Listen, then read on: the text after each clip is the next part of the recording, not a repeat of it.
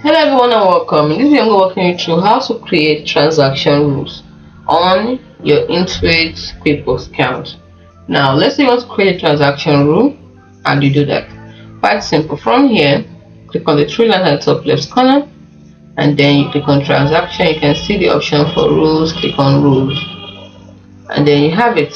So you can learn about bank rules by clicking on this. If you want to create a new rule, click on this, and to create new rules can be for export or for import.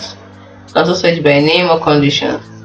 Now, use rules to save your time. Make rules for your frequently occurring transactions and tell QuickBooks exactly what should happen when the conditions are met.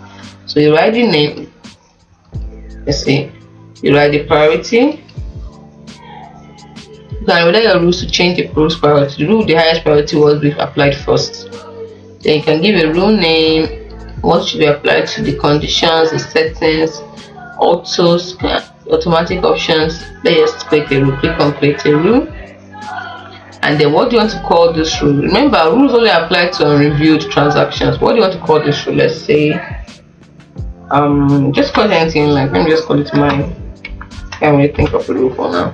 Then you want to apply this rule to transactions that are coming in, money going out or money coming in. Let's say money coming in what is it, bank account? No bank accounts here. So money going out. Oh, I didn't connect my bank account to it. You have to link your account to want this option to be available for you.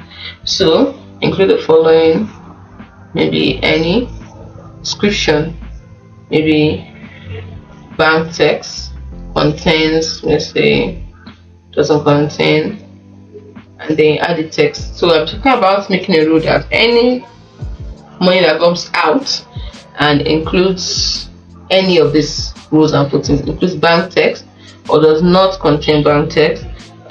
What is the text I'm talking about? Maybe my name, for example.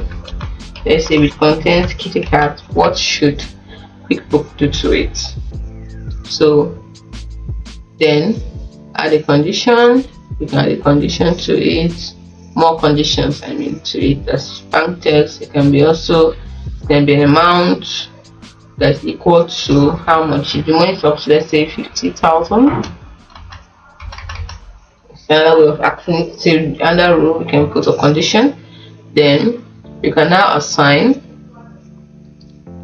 So assign or exclude depends on your transaction type. Is it an expense, transfer? What should it do? Let's say transfer amount, select an amount. You can say cash and cash equivalent, depends on you. They automatically confirm transactions that the rule applies to. Automatically add. If you don't want to add, turn it off. It depends on you.